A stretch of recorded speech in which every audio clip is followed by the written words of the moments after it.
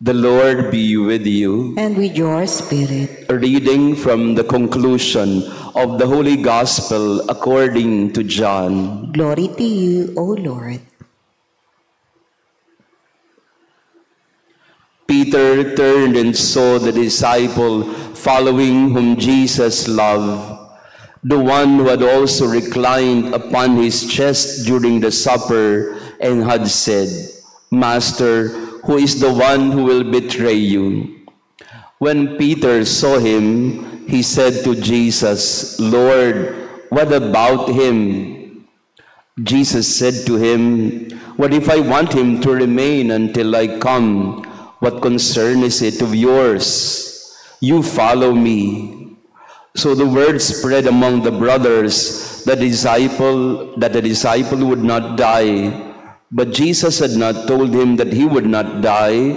Just what if I want him to remain until I come? What concern is it of yours? It is this disciple who testifies to these things and has written them. And we know that his testimony is true. There are also many other things that Jesus did, but if these were to be described individually, I do not think the whole world would contain the books that would be written.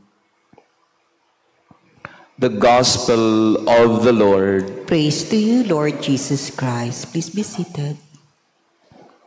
Praise be Jesus Christ. Now and forever. He is risen. Alleluia. Alleluia. Magandang umaga sa inyong lahat, mga kapatid. Good morning. Pakibati din ng good morning ang ating mga kasama. Beautiful Saturday morning to our online parishioners. Thank you for being with us as well. 49th day na po ito.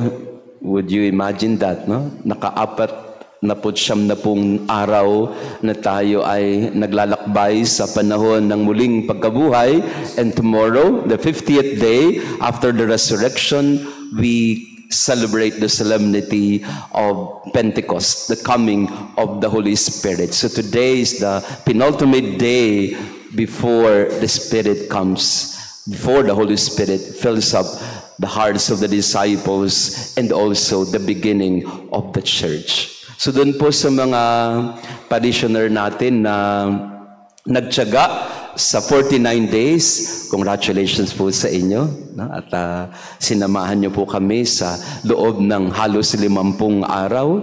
Ako po, nawala ako ng I think 10 days because I needed to go to Rome. But nevertheless, we have been together for the past 50 days. Our 49th Easter mystery we get from our two readings today, both conclusions of their books. Acts chapter 28 is the last chapter of the book of the Acts of the Apostles, and chapter 21 is the final chapter of the Gospel of John. So the beginning, or rather the end and beginning, ang katapusan pero ang simula din. In the first reading, we heard about Paul already in Rome. And we know that Rome is the final stop of Paul. He is imprisoned, but not totally imprisoned because he was being held in house arrest. He was allowed to receive visitors. He was allowed to teach for around 2 full years. St. Paul was able to proclaim the gospel to the people of Rome. And by now, we already see that the gospel has reached the ends of the earth. That was the prediction of Jesus, and also the message of Jesus to his disciples before he ascended to the Father. Go to all nations, make disciples, and baptize them in the name of the Father, Son, and Holy Spirit. Go to all nations. When Paul stayed in Rome for more than 2 years, the gospel has reached all nations.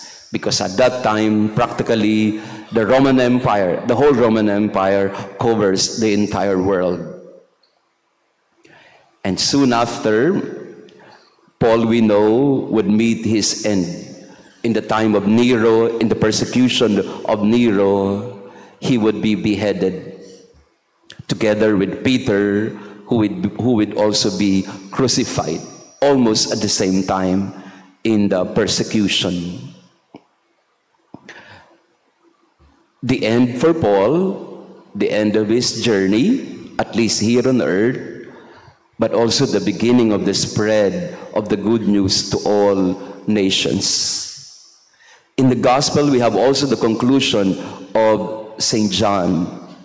Jesus had a conversation with Peter, and then they saw John. Ang sabi ni Pedro kay Jesus, Lord, what about him? Anong mangyayari sa kanya? We know also yesterday that Peter knew what kind of death he would have. Jesus predicted it for him and told him already, Peter, when you were young, you used to go where you want to go, but when you become old, somebody will lead you and you cannot do anything. You are not in control of your life anymore. And for John, sabi ng Panginoon kay Peter, wag mo nang pakialaman kung ano mangyayari kay John. What if I want him to stay a little bit longer? It's not your business already. Just focus on your mission, Peter. And I know that you will be faithful to me till the end. And so it happened that Peter and Paul, both in Rome, time of Nero, and both offered their lives for the Lord. Kaya po yung ating pananampalataya, ang tawag po dito ay Roman Catholic Church. Roman because from Jerusalem to Antioch to the cities of Greece to Rome, the gospel spread out like a wildfire in the beginning because of the martyrdom of these great people. It's the end.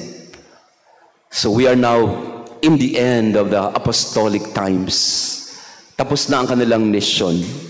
Pero, ang sabi ni San Juan sa kanyang ebanghelyo, marami pang ginawa si Jesus, marami pang sinabi na hindi na isulat. Many things, many events that happened about Jesus and with Jesus that was not written in this book. And I do not think the whole world would contain the books that would be written about him. Ano yung sinasabi ni St. John sa dulo ng kanyang ebanghelyo? Hindi masusulat ang lahat dito sa inilahad ko sa inyo kasi hindi pa tapos ang aklat na isusulat naman ng mga alagad na nasasampalataya kay Jesus. In a way, John was also seeing our own version of the gospel, our own stories of conversion and faith in the Lord Jesus. Sinadya ni San Juan na sabihin, hindi nasusulat ang lahat kasi nga yung ating karanasan, ang ating pakikipag-ugnayan kay Jesus ay hindi na isusulat dito sa aklat, pero na isusulat sa ating pang-araw-araw na buhay.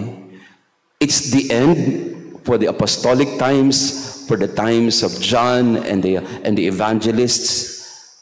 They have written their own accounts, and we benefit from what they have given to us as a heritage of the church.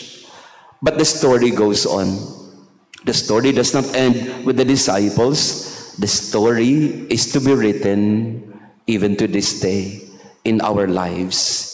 Kaya ang magandang mensahe po sa atin sa araw na ito sa pagtatapos ng ating 50 pag-araw na paglalakbay sa panahon ng muling pagkabuhay, ang kwento ni Jesus ng kanyang pagkabuhay, ng kanyang pananatili ay nagpapatuloy sa ating piling, sa ating buhay at kwento, sa ating mga pamilya, sa ating panahon. So the question that we ask today, what is the story of Jesus in your life? If you are to write the story of Jesus according to you, how would you write it down? How would you articulate it and put it into writing? Or even, how would you say it verbally as a witness to others around you?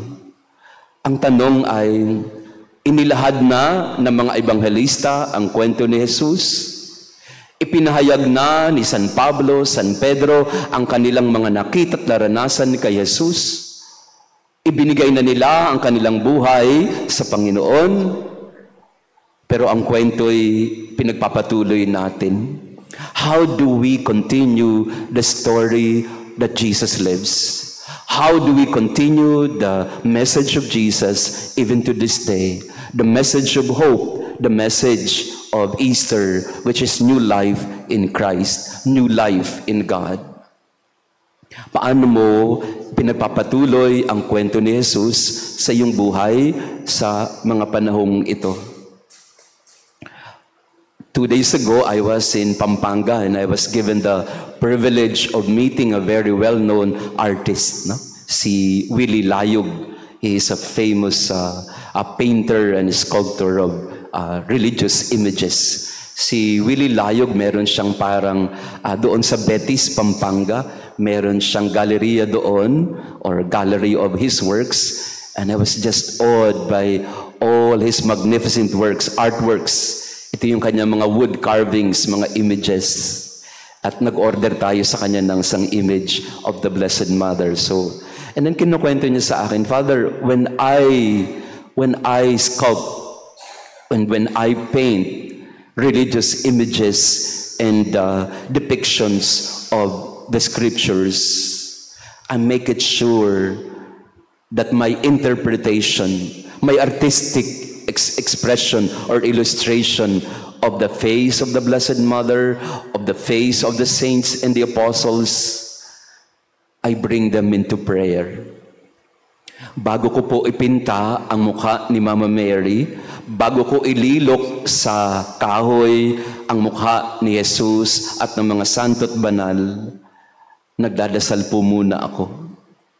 Lumuluhod muna ako sa harap ng altar at tinatanong ko si Jesus, how would you want me to portray you? How would you want me to describe you to the people today? I don't know if you're familiar with him, si Willie Layog. He's very famous in the art of the of religious images and paintings. I did not see Jesus myself, sabi niya. I did not see Mama Mary herself in person. I have no privilege of seeing them face to face, all these people and scenes that I depict in my works, in my sculptures. But in my prayer, Jesus leads me to interpret his story today through the gifts that the Lord has given me, the gift of and the talent of sculpting and painting. I continue to narrate the story of Jesus today by the gifts that the Lord has given me. Binigyan niya ako ng talento sa paglilok at pagpinta, kaya yun ang ginagamit ko para ipahayag ang kanyang mensahe sa mga tao ngayon. And I was so struck by it because this artist is using his gifts in order to share and proclaim the good news that Jesus lives even today. And I think that's the challenge for all of us. How do we continue this story? Yes, the story ended. The written word is ended in the scriptures. But the story of Jesus that lives among us is with us, continues with us, that we become the storytellers of the gospel of Jesus. As we end our 50-day journey in the mysteries of Easter, let us become the mystery of Jesus today. Let us become the storytellers of the living God in our time today. Pwede ba yun? Your mission, for those of you who have been with us for the past 50 days, continue the story of Jesus. Narrate it with your own version through your own lives. Praised be Jesus Christ. Now and forever. Let us pray.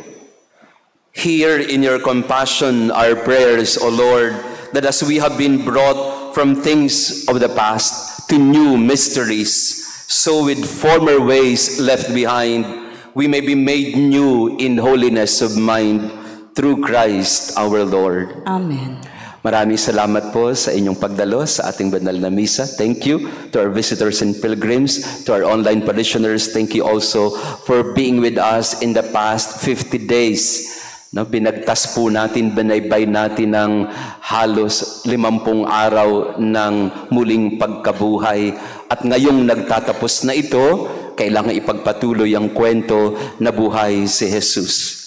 Kung nagsimba po kayo for the past 50 days, natapos po ninyo ang 2 aklat ng Biblia from beginning till the end. Yung Acts of the Apostles, tsaka yung Gospel of John. So hindi po natin namalayan na buo po natin yung Acts of the Apostles from chapter 1 to chapter 28, and then also the Gospel of John beginning chapter 3 up to 21. Yan. Kaya congratulations sa inyo. Hindi nyo namalayan pero nabasa nyo yung 2 aklat ng Biblia ng buo. Yan. At naipaliwanag natin araw-araw yung mga misteryo ng muling pagkabuhay sa salita ng Diyos, pero ngayon ang misteryo ng pagkabuhay ng Diyos sa kwento natin at buhay natin. We continue to tell and retell the story of Jesus in our life. After the Mass, we will have our SMG word, our scripture message from God, Bible encounter. Pag-usapan natin ang Pentecost. The Pentecost will, in a way, end our journey in Easter. The Lord be with you. And with your spirit. And may our loving God bless you and your family, the Father, the Son, and the Holy Spirit. Amen. Our Mass has been offered. Go in peace to love and serve the Lord. Alleluia, alleluia. Thanks be to God. Alleluia, alleluia.